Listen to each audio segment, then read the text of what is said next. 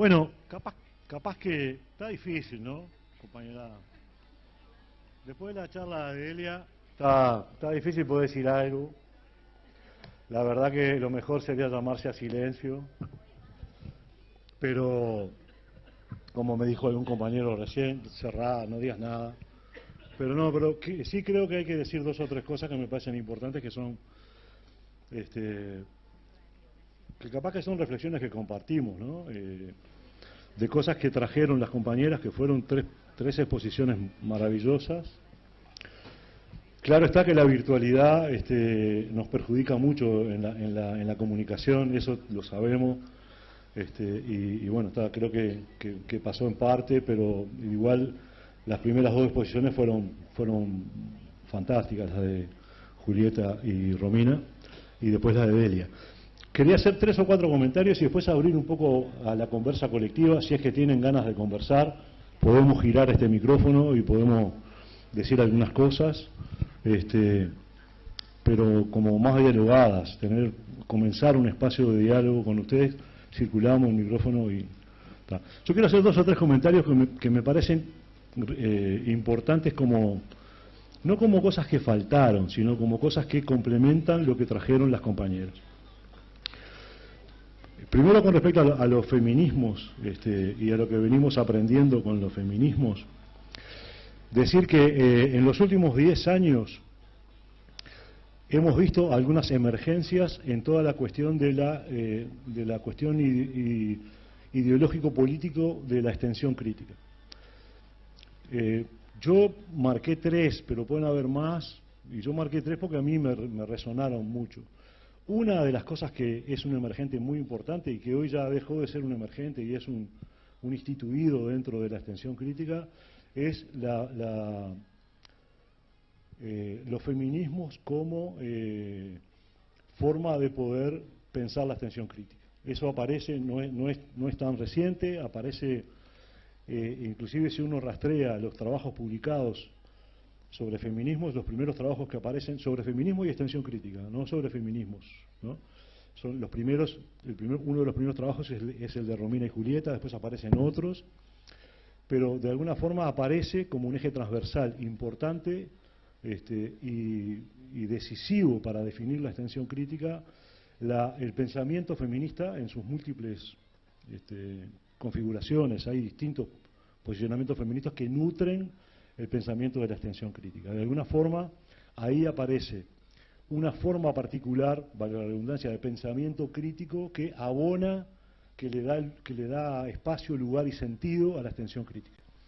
Eso me parece que hay que remarcarlo, creo que no podemos no incorporarlo en todas las prácticas que estamos vivenciando a nivel de la extensión, este pensamiento feminista, de los feminismos en nuestras concepciones teóricas y concepciones prácticas. Esa es una de los emergentes que claramente lo trajeron Julieta y Romina, y son algunas de las compañeras que nos han iluminado en esto, ¿no? Y hay otras más, y algún otro compañero, pero básicamente son compañeras las que han traído este tema de la extensión crítica. Hay 2 temas más, no los voy a tocar, pero quiero marcarlos, porque esta es una escuela de extensión. Hay uno que es el tema de la territorialización de la extensión. La extensión se comienza a territorializar en forma permanente. Deja de ser un movimiento pendular que va desde la universidad al territorio y se vuelve con la currícula básicamente y pasa a tener en algunos lugares, no muchos, expresiones permanentes de anclaje territorial. Esa es una realidad que viene aconteciendo, que tiene 2 antecedentes muy fuertes, que tiene antecedentes históricos, ¿no? Por ejemplo, el proyecto Maciel de la UBA, hay otros más que son más recientes en Argentina, pero hay 2 en Uruguay que son muy fundantes, que es el programa APEX. Acá están compañeros del programa APEX, que es una de las cuestiones que para nosotros es muy cara a la tradición extensionista, que aparece en 93 y que territorializa la extensión. APEX quiere decir aprendizaje y extensión, y eso acontece ya en 1993 de la mano de un grupo de compañeras y compañeros maravillosos, dentro de los cuales estaba en aquel momento, y fue uno de los que es Pablo Carlevar. Y después aparece otro movimiento que también instituye al movimiento extensionista, que también se da en Uruguay, que es el Programa Integral Metropolitano. Yo creo que acá no vino ningún compañero, pero tiene también una tradición ya de 15 años, que son programas territoriales permanentes. Y después aparece en Argentina un montón de programas territoriales que se dan en Rosario, veo acá compañeros de Rosario, que se dan en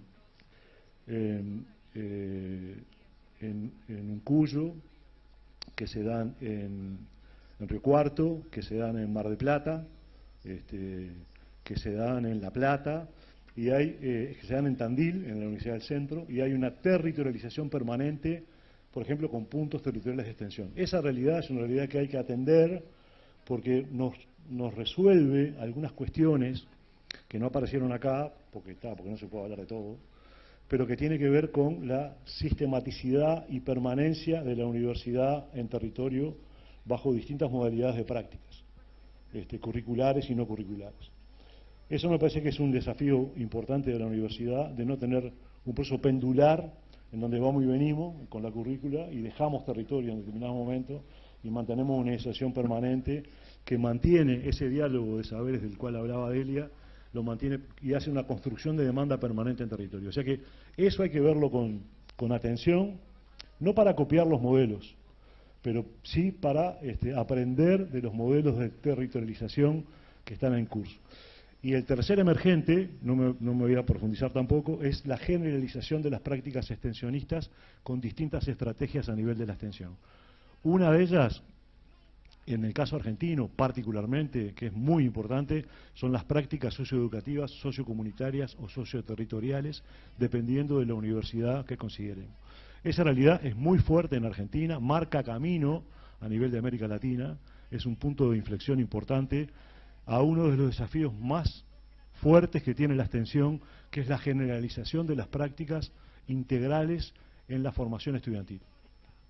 Ese es un desafío enorme, sobre todo en universidades grandes como las nuestras, con miles de estudiantes, por suerte, en donde tenemos que ver la posibilidad de salir de ese 8 o 10%, que es el techo de estudiantes que están yendo a territorio, en todas las universidades. Si no, después hagamos un mapeo acá y veamos en las universidades que están acá presentes cuántos estudiantes, compañeras y compañeros, terminan su trayectoria formativa con prácticas extensionistas concretas. Yo les diría, por la experiencia que tenemos de andar recorriendo lugares, que no supera el 8 o 10%, salvo que aparezcan estrategias como las prácticas socioeducativas, que están transformando los procesos de generalización de la extensión.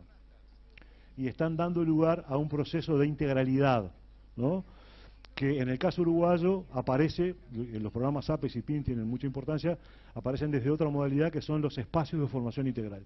Hay que prestar atención a eso porque creo que nos va la vida en esta cuestión, que es en la formación crítica y sentipensante de los y las estudiantes de las universidades públicas. Ahí tenemos un problema a trabajar, ¿no?, en donde esta cuestión que trae Delia, de las metodologías expresivas, creativas, lúdicas, sean vividas por la gran mayoría de los estudiantes y las estudiantes en nuestras universidades, y que no sean objeto de un trabajo docente solamente. Esa es una paradoja compleja, ¿no?, pensar la extensión como una acción docente.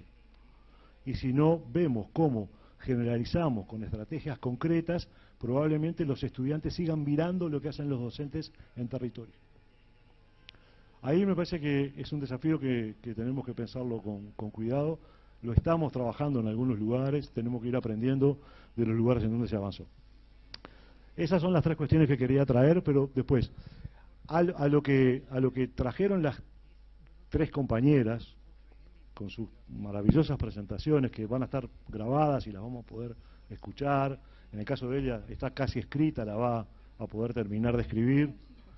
Yo te dije, por suerte.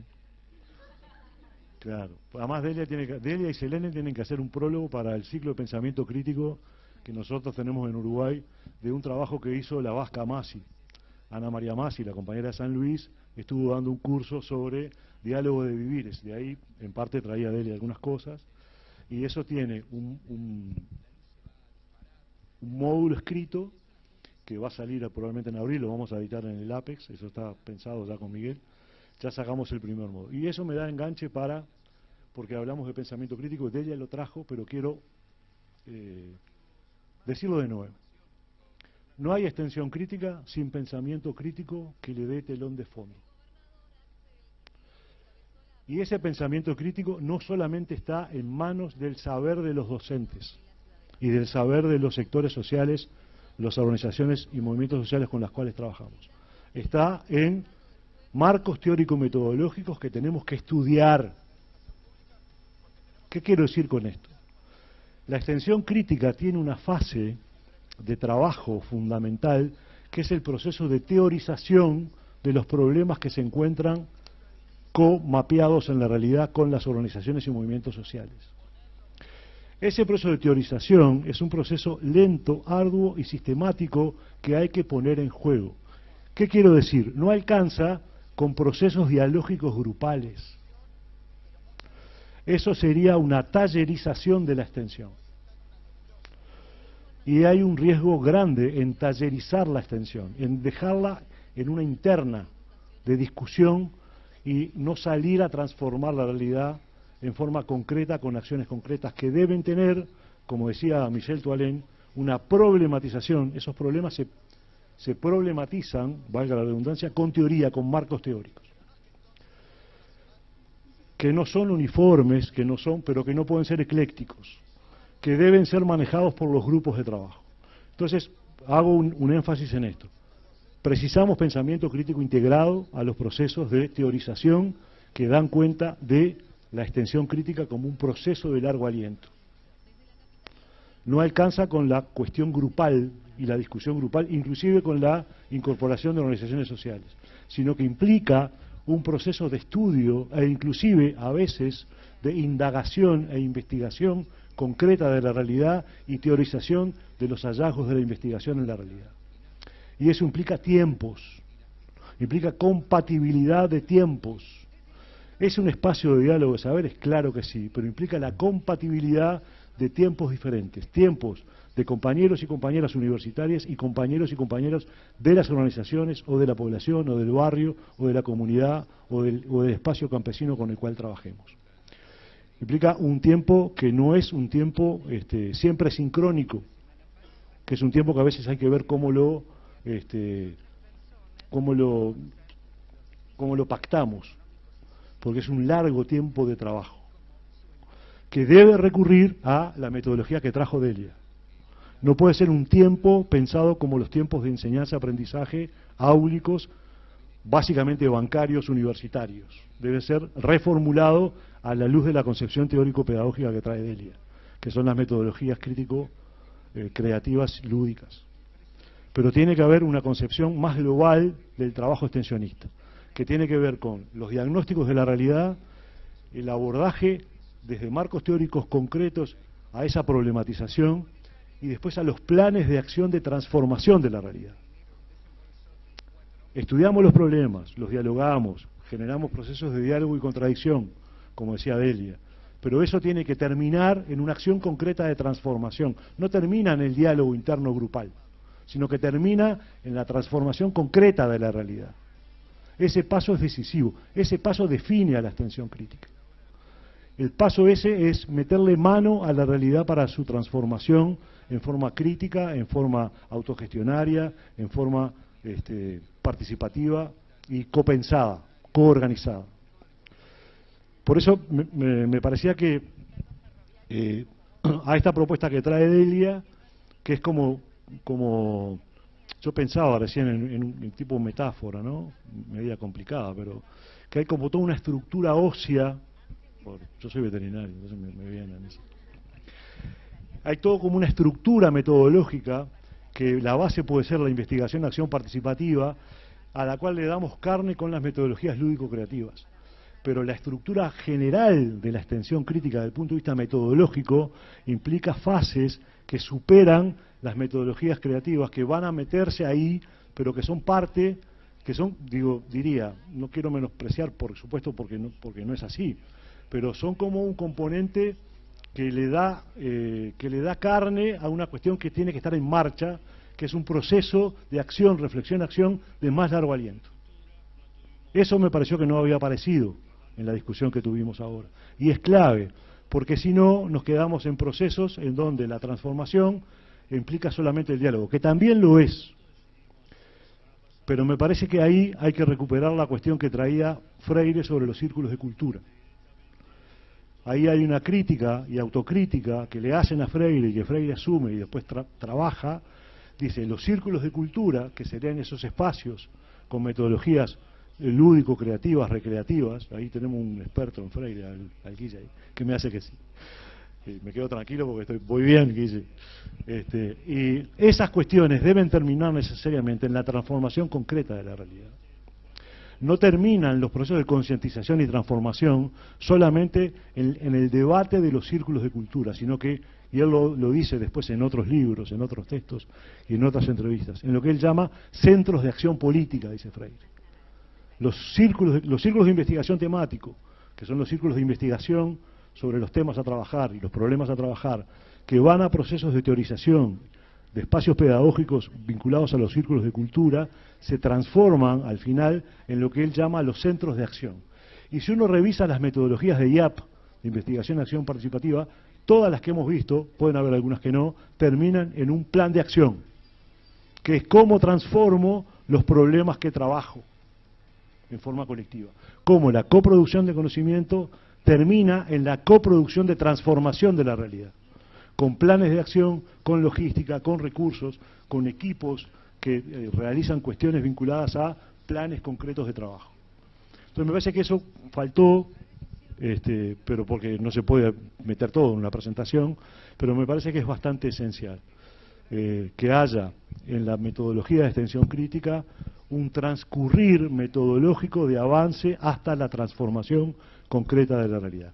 Transformación concreta de la realidad, de ella lo trajo en un momento que tiene tres, a mí me gusta usar la expresión de telones de fondo o marcos referenciales, que son claves, y de ella lo trajo. Uno, que tiene que ver con repensar la metamorfosis el metabolismo del capitalismo.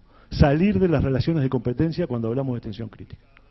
Romper con la lógica del capital y la lógica de la competencia en las propuestas de la extensión crítica. Y acá tenemos en esta escuela dos cuestiones que están muy cerca de esto, ¿no? La soberanía alimentaria y claramente la ecología social y solidaria. Por supuesto que en la salud colectiva y ambiental que vamos a trabajar también están. Pero hay que romper con esa idea de que la lógica de la competencia es la que va a nortear o va a zulear, como dice Freire, los procesos de trabajo a nivel de la extensión crítica. El segundo son los procesos vinculados a una visión antipatriarcal o antimachista de los procesos, que se da en la interna de los grupos, y eso lo trajeron claramente las dos, Romina y Julieta, pero se da también en el afuera, y ahí Delia usó una expresión, en el adentro y el afuera, decía Delia. En el afuera se da, pero también se da mucho en el adentro, y ver cómo pensamos las relaciones de dominación que tienen que ver con la discriminación vinculada al patriarcado y al machismo estructural. Eso hay que incorporarlo, los feminismos ya lo trajeron. Y la tercera son los procesos de colonialidad, los procesos de discriminación al otro por su diferencia. Cualquier tipo de diferencia existente da lugar a la discriminación. Entonces, esas tres cuestiones tienen que ser los telones de fondo que atraviesan los procesos de la extensión crítica. Y yo, si bien comparto lo que decía Delia, hacemos extensión crítica con lo que hacemos, con lo que sabemos, con lo que tenemos, pero me parece que requiere un proceso de formación muy arduo, en el que estamos en camino, pero que estamos lejos todavía. Porque vean la cantidad de cosas que implica pensar la extensión crítica, ¿no? La cantidad de formación.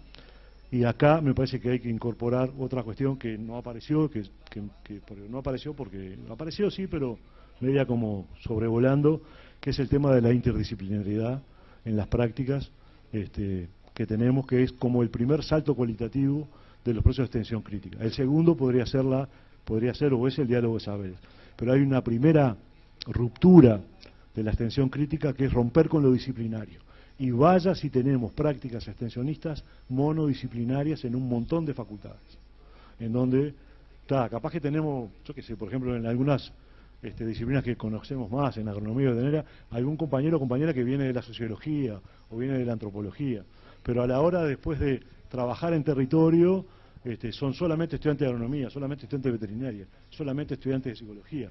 No hay interdisciplina, me parece que hay que pensarla con cuidado, y es la que nos va a poder dar esa visión más completa y más compleja de los procesos de extensión. Una última cuestión que apareció, que es parte de lo que trajo Delia, maravillosamente, pero que se le puede dar un par de conceptos que designan eso que traía Delia, que es la idea de grupo motor. La idea de grupo motor, vieron que no pasé las láminas esas porque era una masa total. Masa para nosotros es una cosa pesada, no es como para el caso argentino, y iba a ser muy denso. Pero la construcción de grupos motores para la extensión crítica, en donde creemos el locus del diálogo de saber, el locus del diálogo de saberes, uno de los locus, de los lugares en donde asienta concretamente el diálogo de saberes, son los grupos motores, que tienen elaboración teórica, no es que no lo pensemos, ¿verdad? Que tienen bases teórico-metodológicas, que hay como, bueno, yo por lo menos revisé más o menos tres, más o menos. Una, que es la concepción de grupo motor de la sociopraxis de los compañeros españoles de la Universidad Complutense de Madrid, Tomás Rodríguez Sante, Lori Fernández, bueno, el equipo de Red CIMAS, que plantea concretamente la idea de grupo motor como ese grupo de intercambio y diálogo de saberes conformados por actores sociales, actrices sociales y actores universitarios. Ahí los estudiantes. También, siempre. Si no, no es extensión crítica. Si no, no es extensión. Es otra cosa que no sabemos qué es, si no hay una participación activa de los y las estudiantes en las prácticas, metiendo mano, no mirando. Y ahí tenemos un problema serio y maravilloso a resolver, la cantidad de estudiantes que tenemos ingresando en las universidades públicas. No es un problema, es una maravilla, que hay que ver cómo la desafiamos con metodologías. Y la otra referencia, yo voy a citar dos referencias teóricas más. Una, que la estuve revisando hace unos días, que es la idea de Orlando Fassborda, que es uno y su grupo metodológico La Rosca, en Colombia, que él habla, cuando crea la investigación acción participativa, habla de los grupos de referencia. Búsquenlo. Si revisan las antologías que tiene FALS y todos los libros y artículos que tiene publicados, hace referencia en varios artículos y libros, La ciencia del pueblo, bueno, en varios libros de FALS, hace referencia a los grupos de referencia, que son los grupos con los cuales se procesa el diálogo de saberes desde un primer momento en los procesos de investigación acción participativa. Entonces, esa cuestión me parece que es clave trabajarla. ¿Cómo vamos a, desde la extensión crítica, construir los grupos motores de la sociopraxis española o los grupos de referencia de las propuestas vinculadas a Orlando Fassborda y la investigación de acción participativa? Esa cuestión, que es práctica, que es metodológica, hay que tenerla siempre presente. Si no tenemos esa construcción, probablemente ese diálogo de saberes y de vivires de los cuales nos habló Delia no se va a poner en marcha. Y eso requiere pensarlo con cuidado, ¿tá? Porque lo que está claro ahí, y acá aparece otro recaudo, que en parte lo trajo Delia, en parte no lo trajo Delia, que es con quién trabajamos y contra quién trabaja la extensión crítica. Y esa es una definición, que no es nuestra, es freiriana, es una definición que Freire toma cuando habla de la educación popular y de los procesos de problematización. Y se pregunta con quién, el cómo, el por qué, el para qué, con quién y el contra quién, dice Freire, en Pedagogía de la Esperanza, y en otros lugares también. Entonces, el con quién son los sujetos populares subalternizados. Hay una cuestión que trajo Romina sobre la subalternización, la subalternidad. Delia trajo las desigualdades, y desde ahí también cómo integramos a esos grupos que tienen que ver con procesos de subordinación, es un concepto gramsciano que retoma Modonesi, que tiene que ver siempre con un antagonismo. Siempre que hay un proceso de subordinación, hay al mismo tiempo un proceso de antagonismo que se expresa en mayor o menor medida. Bueno, ¿cómo incorporamos esos grupos subalternizados en los procesos vinculados a la extensión crítica? ¿Cómo metemos una metodología global, ese esqueleto, que para nosotros es la IAP, la Investigación de Acción Participativa, que termina en la transformación concreta de la realidad, y cómo le damos vida con las metodologías lúdico-creativas? que hagan que podamos teorizar, que podamos indagar, que podamos investigar, que podamos estudiar junto con los sectores populares. Y podamos, en ese proceso, y de ella lo trajo, molestar el sentido común. Porque el sentido común, en muchos casos, es portador de la ideología dominante. Y acá podemos discutirlo. Pero en general, la ideología dominante se expresa a través del sentido común que todos tenemos, que a veces comenzamos a perder cuando comenzamos a trabajar en organizaciones. Las organizaciones sociales y los movimientos sociales de corte emancipatorio, de corte político, son los que de alguna forma rompen con el sentido común como expresión de poder y ideología de las clases dominantes en nuestras cabezas y en nuestros colectivos. Entonces, eso me parece que hay que pensarlo con cuidado. Yo usaba esa expresión molestar, cómo trabajar un sentido común que hace que, por ejemplo, los neofascismos de la región hayan avanzado como avanzaron. ¿Cómo vamos a contrahegemonizar un sentido común que trae las realidades que tenemos en la región? Porque eso es el sentido común de la población con la cual trabaja la universidad. ¿Cómo vamos a problematizar desde Freire, esa es la idea de Freire, un sentido común que, decía Freire, hace que la cabeza, y esa es una metáfora concreta, la cabeza de los oprimidos es el hotel para las ideas de los opresores, decía Freire. Y nuestra tarea es sacar de nuestras cabezas y de la cabeza de los oprimidos con los cuales trabajamos, así lo decía en el 70, ¿no?, la idea y la capacidad y potencia del poder dominante que hace que se tomen posiciones de clase diferentes a los de la situación de clase. Ahí me parece que son cuestiones que complementan las charlas de las compañeras, que me parece que bueno, y ahí tenemos como una idea de la extensión crítica. Dos objetivos, que pueden haber otros. Termino con esto para no aburrirlos más. Dos objetivos claves de la extensión crítica: formación crítica, sentipensante e integral de los y las estudiantes. Ahí hay una tarea que la puede dar la enseñanza también, que la puede dar algún tipo de investigación, pero que sobremanera la da la extensión crítica en vínculo orgánico con los movimientos sociales, sobre todo si son de corte emancipatorio. La miro a la compañera, ¿sí?, que tiene mañana nos va a comentar su experiencia de trabajo a nivel rural, de mujeres a nivel rural. Ahí vamos a aprender contigo. Tuve la oportunidad de conocerla hoy. La segunda, la transformación, y eso lo trajo Delia. No quiero repetir, pero quiero remarcarlo. La transformación estructural de la realidad. Cuando digo estructural de la realidad, hablo de relaciones sociales de producción. Y las relaciones sociales de producción implica quién detenta los medios de producción. La socialización de los medios de producción. Ahí apuntamos, ahí hay un eje fundamental de la extensión crítica. Y esto hay que decirlo, y a veces genera mucho ruido, ¿no?, porque implica repensar la sociedad a la luz de quién es el dueño de los medios de producción en la sociedad en la cual vivimos. Y en función de eso, cómo se gestan las relaciones de poder y dominación. Claramente todas las relaciones de dominación, porque nosotros tenemos relaciones de dominación instauradas en nuestros vínculos, que tienen que ver con los machismos estructurales que tenemos, con las discriminaciones de corte colonial que tenemos y que son parte a veces de nuestro formato de vínculo. ¿Cómo rompemos con eso? Se me escapó una tercera cuestión que yo la integro y que con los compañeros de psicología, que yo pude trabajarlo un poco, que es que en las metodologías estas lúdico-creativas también hay una base de trabajo, que son las metodologías grupales vinculadas, por ejemplo, a los grupos operativos de Pichon-Rivière. Ahí hay una base interesante para poder trabajar. Me parece que ahí hay no solamente las metodologías lúdico-expresivas, sino que ahí hay también como una base metodológica que coincide por supuesto coincidimos con Delia, que nos puede dar una guía de cómo pensar esos procesos en donde rompemos la estereotipia de vínculos establecidos históricamente a nivel personal, a nivel vertical, cómo lo rompemos a nivel horizontal con la metodología que nos propuso Pichon y todos sus discípulos.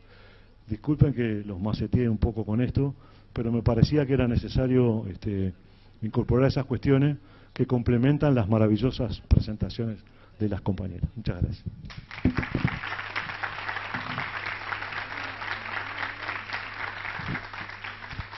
Capaz que podemos comentar algo, si que, no sé cómo están, si están con mucha hambre o no, pero podemos girar el micrófono.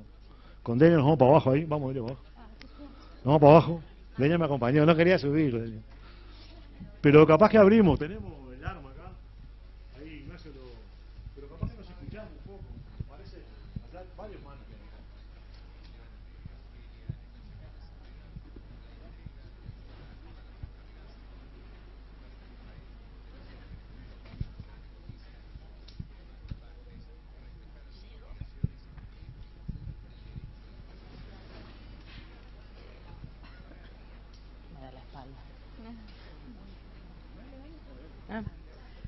No, en realidad era, bueno, más que nada para Humberto. Hola, ¿qué tal? Mi nombre es Florencia. Bueno, como contexto, yo soy ingeniera en recursos naturales y medio ambiente, trabajo con la temática ambiental, trato de poder hacer una concientización en tema de ambiente en medios de comunicación, sobre todo cooperativos y populares, y desde talleres y demás. Y hay algo que a mí me da un poco de miedo, que es, retomando lo que decías del tema de los represores y las víctimas y el llenado de las cabezas. En ambiente, el represor, que son las empresas y las malas políticas de Estado y los malos manejos de los recursos naturales, le ha hecho creer a la víctima que es el individuo, que es el responsable de la crisis ambiental que estamos sufriendo ahora y que es responsable de solucionarlo. Y eso se ve mucho en distintas políticas de educación ambiental, de extensión, en donde se basa más que nada quizás en la concientización por el reciclado o el reuso o las 3, las 5, las 10, porque cada vez hay más R's. Entonces, ¿cómo se puede hacer en un panorama político, por lo menos en Argentina, que ahora estamos en un panorama neoliberal de sobreexplotación de recursos, de retroceso ambiental legal, y de mucho negacionismo, justamente porque el ambiente se ha tomado como una disciplina muy transferencista? O sea, se enseña desde la academia qué es efecto invernadero, qué es cambio climático, qué es calentamiento global, con gráficos, con tablas, y desde lo que es extensión más como territorial, culpabilizar al individuo y hacerlo reciclar. Entonces, ¿cómo se puede hacer para justamente llegar a estas... más que nada juventudes, porque a mí lo que me da miedo es que supuestamente la generación Z y Alfa eran los que tenían más conciencia ambiental y no la estarían teniendo? ¿Cómo se puede hacer para justamente tener una extensión crítica en este tema y no caer en la culpabilización del individuo y no caer tampoco en un academicismo grosero?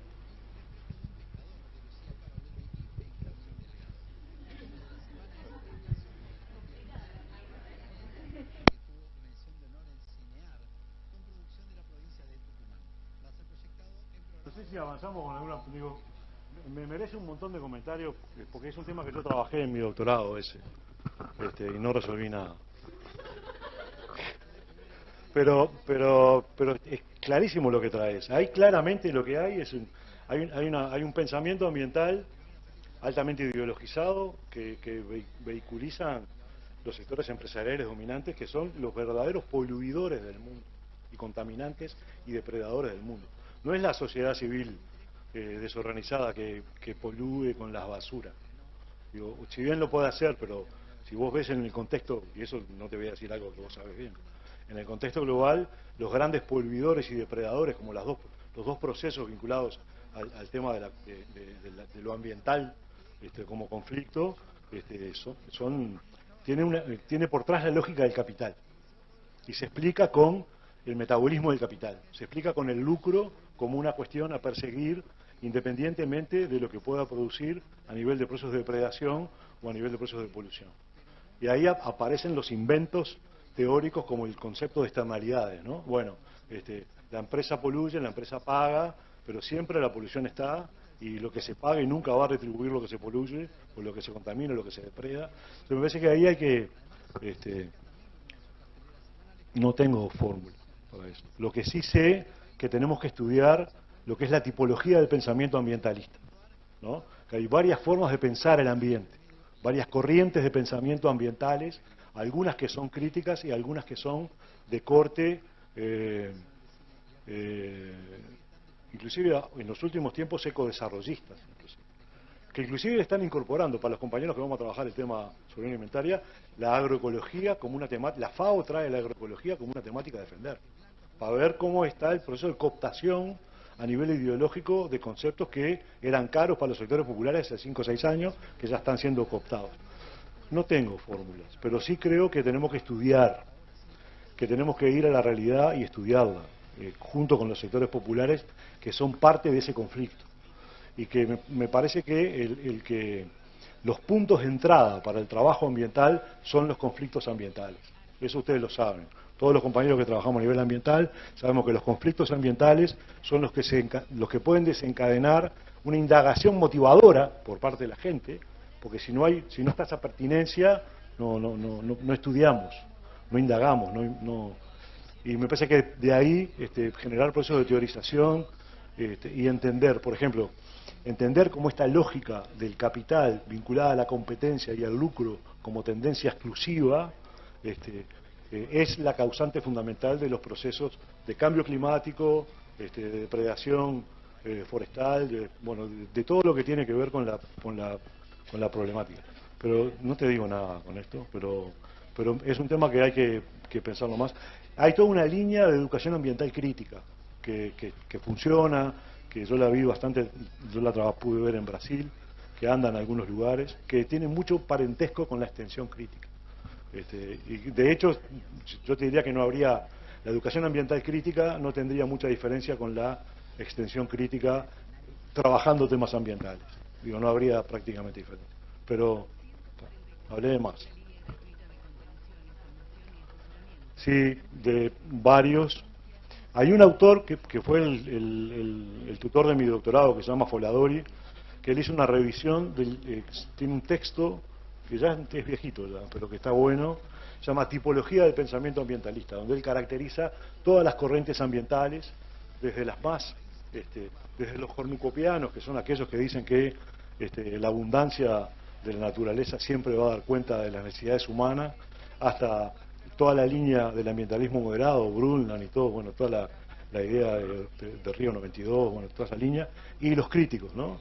Ahí está el pensamiento crítico marxista, ahí está Bellamy Foster, Foladori tiene un capítulo en donde él establece cómo las leyes vinculadas al metabolismo capitalista son las que generan depredación y polución.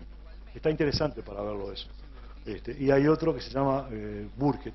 Hay un texto de Bellamy Foster que se llama Marx Green, Marx Verde, en donde él retoma, es un pensamiento crítico marxista que retoma el pensamiento ambiental. Y está en español inclusive. Yo lo tengo digital, si querés te lo puedo pasar. Pero me parece que ahí hay que abrevar. Está Bucking, que es un anarco que también trabaja las cuestiones ambientales de una concepción crítica. Ahí me parece que hay lecturas para hacer, pero que no resuelven el problema. Pero sí me parece que nos dan idea y ahí era lo que hablaba de la teorización. Bueno, entendamos cómo la lógica,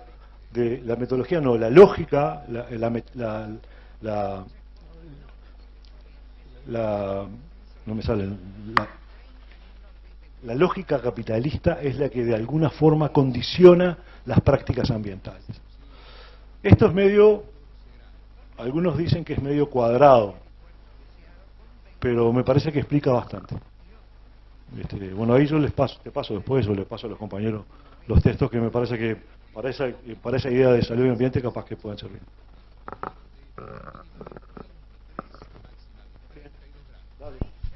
Acá tengo yo, ahí hablo un toque. Acá. Acá. ¿Qué tal? ¿Cómo andan? Bueno, mi nombre es Juli, yo soy pampeana, tuve la posibilidad de estudiar en Córdoba, me recibí de licenciada en psicología, hice una formación en psicología comunitaria, hice prácticas comunitarias, hice extensión estando en la Universidad Nacional de Córdoba. La pandemia me trae para acá y actualmente hace 4 años me encuentro laburando en la Biblioteca Popular Teresa Pérez. La biblioteca que está a cargo del espacio de niñas y niños, de este encuentro que nos convoca hoy. Creo que es oportunista de mi parte, agarré el micrófono, la verdad, de cara dura que soy, para aprovechar esta oportunidad de articulación entre la universidad nuestra, que es zarpada, que es esta universidad que nos convoca hoy, y nuestra biblioteca, que si bien se realizan prácticas comunitarias, por ahí nada de lo que resuena de acá lo teórico, de lo que por ahí yo pude aprender de mi experiencia con mis docentes en Córdoba, se puede ver como que por ahí vemos esto, que son pocos los que quieren ir a la biblioteca realmente, que se quieren sacar de encima las 30 horas de las prácticas comunitarias, que lo entendemos porque sabemos que los tiempos comunitarios no van con los tiempos académicos, lo dijeron hoy en algún momento también. Quiero como rescatar la importancia que tiene nuestro espacio, que es un espacio popular completamente, que queda en un barrio que se llama Barrio Escondido, saliendo de la ciudad para la zona sur de la provincia de La Pampa, un barrio que tiene muchísimas necesidades, bocha de necesidades. Nosotras somos particularmente una comisión formada por todas mujeres, por ende me interpela directamente lo de los feminismos, escuchar a las chicas de Mar del Plata y a Delia, me pareció muy simpática, gracias. Y muy inteligente también. Desde ese lugar nosotras nos formamos, hacemos formaciones en educación popular, pero muchas veces nos encontramos con la academia como con muchas resistencias a lo que el territorio demanda. Entonces, nada, quería eso, aprovechar esta oportunidad para que no dejemos de insistir, que pensemos juntos por ahí entre las organizaciones populares y la academia cómo generar esas estrategias para que los pibes y las pibas que estudian quieran seguir yendo a los barrios, entiendan la importancia que tiene, nada, eso, poder salir de por ahí las comodidades o romper con eso que por ahí nos convoca el hecho, la posibilidad que nos dio el hecho de llegar a la universidad y poder socializarlo, ¿no? Y interpelarnos un poco más. Eso, que la biblioteca está a disposición de la universidad para lo que quieran, que necesitamos muchísimo más este año y desde el año pasado de personas que tengan ganas de laburar con nosotras, y que confiamos plenamente en las redes comunitarias y que somos unas convencidas de que la transformación social es por ahí y es con todos y todas adentro. Así que, nada, eso. Más que nada, no tengo ninguna pregunta por Humberto, muchas gracias, sino aprovechar esta oportunidad. Nada más.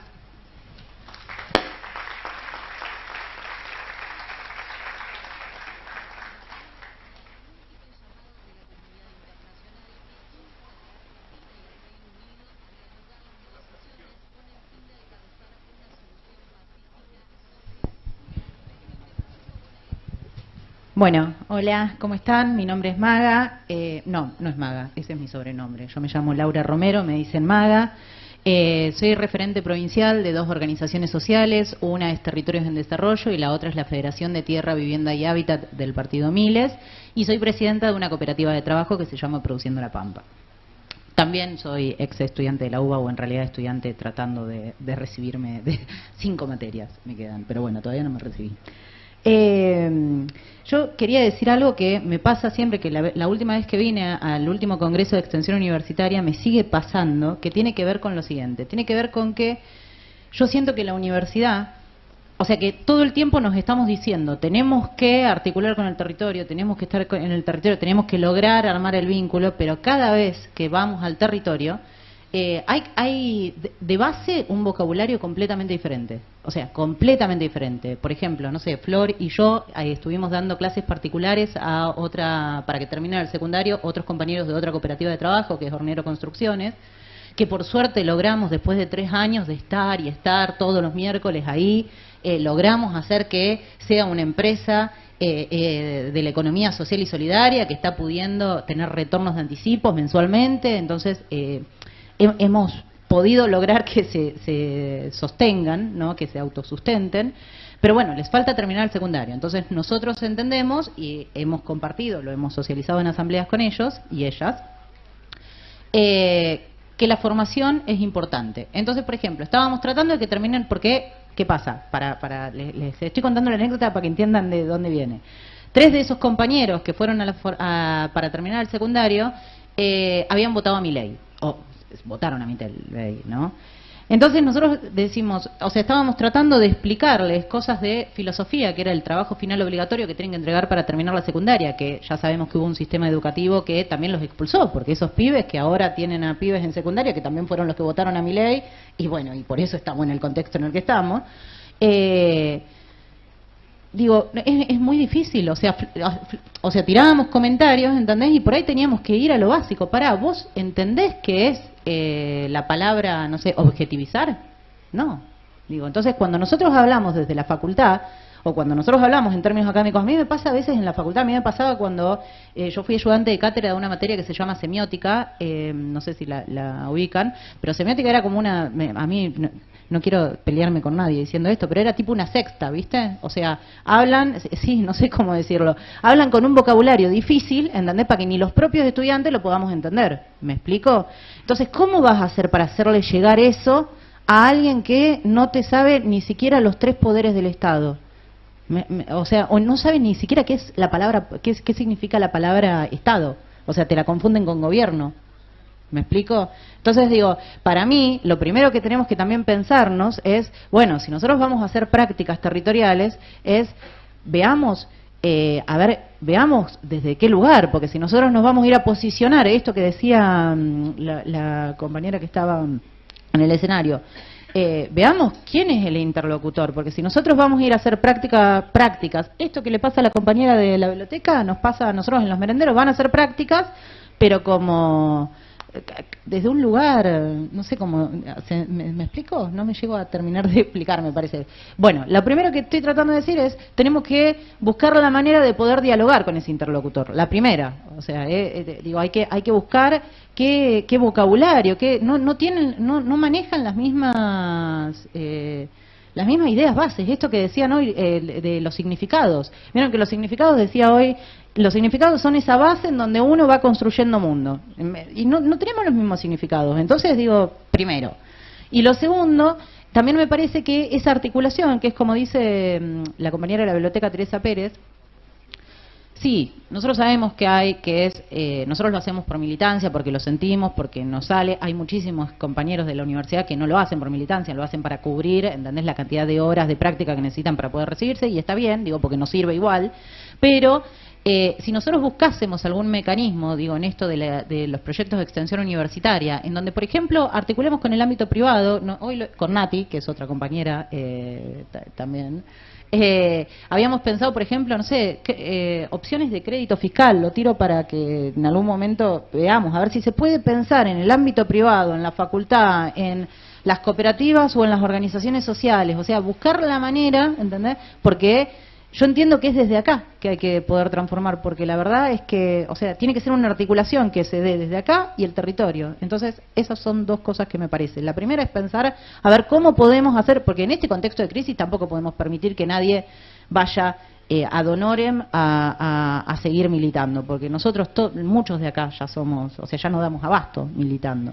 Entonces, eso primero, pensar una opción que resuelva la canasta de los compañeros que salen a hacer esas prácticas, y la otra es pensar a ver con qué vocabulario y cómo nos manejamos con las personas que estamos en el territorio y que no han tenido la formación académica, bueno, ni hablar académica, que no han tenido ni siquiera la educación inicial. Eso. Gracias.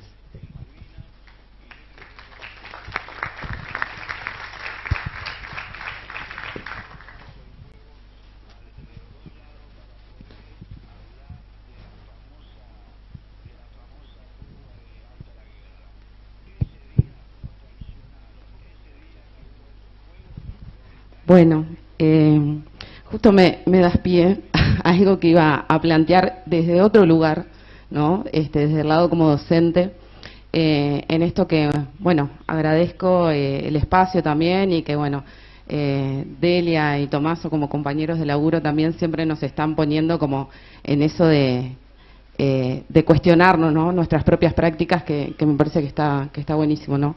Pero en realidad, eso, ¿no? Venía como con algo en la cabeza, ¿no? Con cosas que me quedaron tanto de Delia como de Tomaso, que era esto de planes concretos y el adentro y el afuera, ¿no? Y desde mi lugar, ¿no? Por eso lo engancho con lo que vos decís, que trabajo como docente desde la coordinación, tratando de generar espacios de formación integral, ¿no? Que era lo que planteaba Tomaso, esto de curricularizar en Uruguay.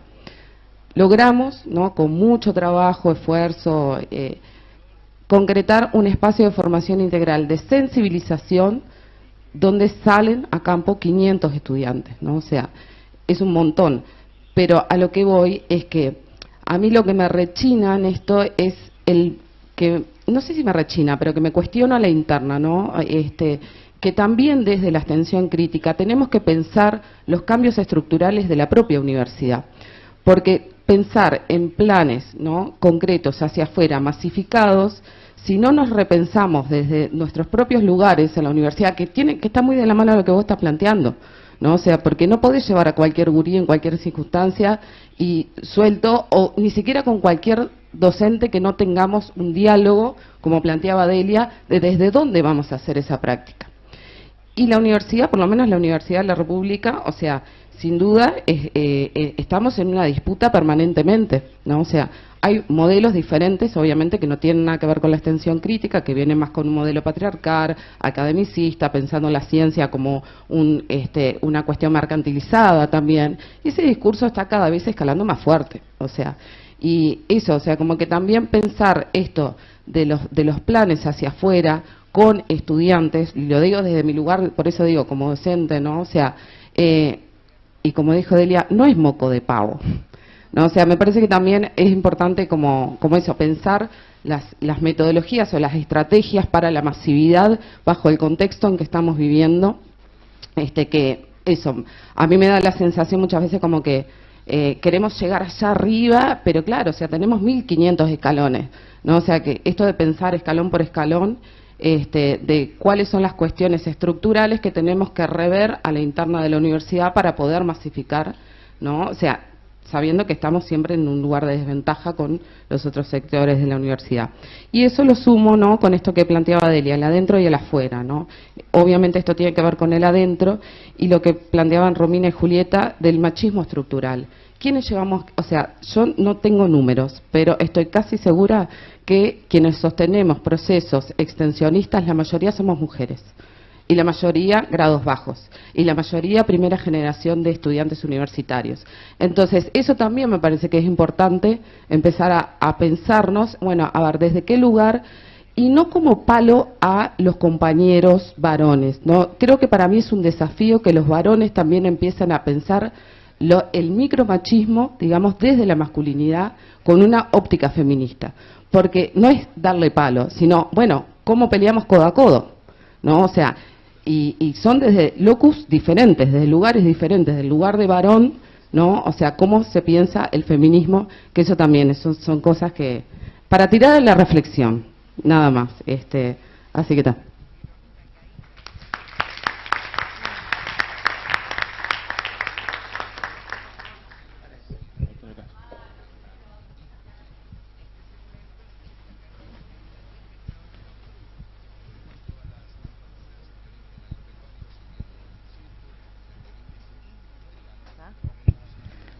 Mucho viaje igual para lo que tengo que decir. Pero nada, yo quería rescatar un poco, mi nombre es Anabela, soy docente y extensionista de acá de la Universidad de La Pampa y desde el año pasado me toca trabajar en el programa de prácticas comunitarias acá en la Facultad de Humanas. Para mí es una oportunidad de formación humana, docente, pedagógica muy grande. Y recupero esto, lo que decía Delia, en relación a la universidad también como un territorio que desde adentro, ¿no?, tiene sus propios diálogos de saberes. Nosotros hacemos ese proceso de confrontación al interior de la universidad y de negociación cultural permanente, y un poco para quitar este matiz por ahí negativo de cómo hacemos, de cómo llegamos.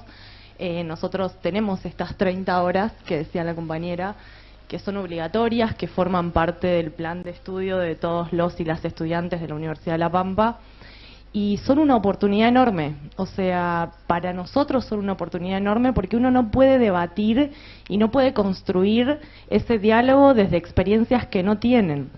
Entonces, la realidad es que los y las estudiantes se acercan a los territorios muchas veces con una mirada transferencista. O sea, muchas veces llegan a querer resolver un problema, en el mejor de los casos, a devolverle a la sociedad algo de lo que les está dando en términos de educación pública. Eso en el mejor de los casos, y en el peor de los casos, a cumplir las 30 horas que tienen que cumplir para recibirse. Pero si eso no fuera obligatorio y si eso no estuviera, nos inhabilitaría un montón de diálogos que tenemos y que surgen y que son una oportunidad. Para nosotros es una oportunidad valiosísima que genera un montón de cosas, a veces algunas de las que no nos podemos sentir tan orgullosos, pero otras veces sí, y nos encontramos con estudiantes que se reciben habiendo transitado esos procesos. Entonces, un poco esto que decías, ¿cómo era tu nombre? Selene, que es como el paso a paso. Para nosotros ese proceso de curricularización de las prácticas comunitarias es un paso enorme que yo, por ejemplo, cuando fui estudiante no tuve esa oportunidad y requirió de el voluntarismo, el compromiso social y político de mi propia subjetividad, de mi propia historia de vida, de mi propio relato político familiar, si quieren, ¿no? Entonces, me parece que la curricularización de estas prácticas lleva a que dejemos de lado solamente a quienes militamos o tenemos ciertos convencimientos y abra un panorama de oportunidades de experiencias a todos los y las estudiantes. Entonces, quería decirlo a eso.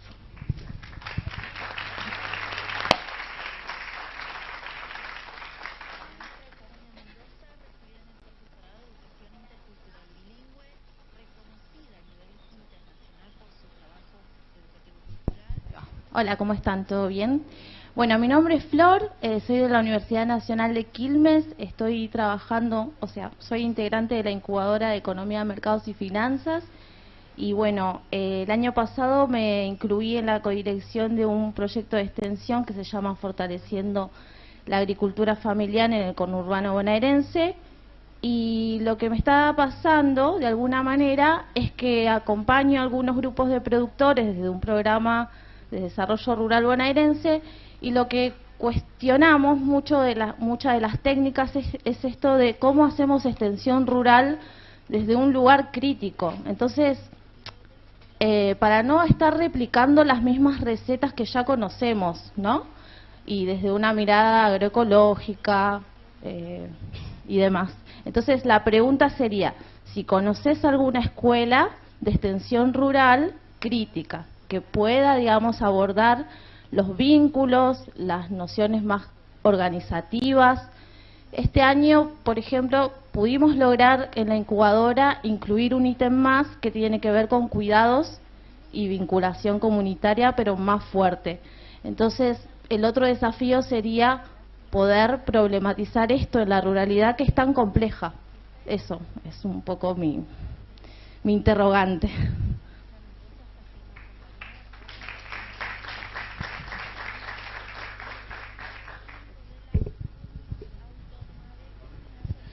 Humberto, si querés responder por ahí la consulta y ya vamos a tener que ir cerrando acá con la respuesta de Humberto porque tenemos también los horarios acotados, las personas que se hospedan en los albergues que hemos asignado tienen que también pasar por el comedor, cenar, tiene horarios pactados, igual que el transporte, así que bueno, vamos a ir cerrando con tu respuesta, Humberto. Sí, no sé. No, pero para no desairearte. La extensión rural crítica es una rama importante. Te diría que el tema de la extensión crítica arranca,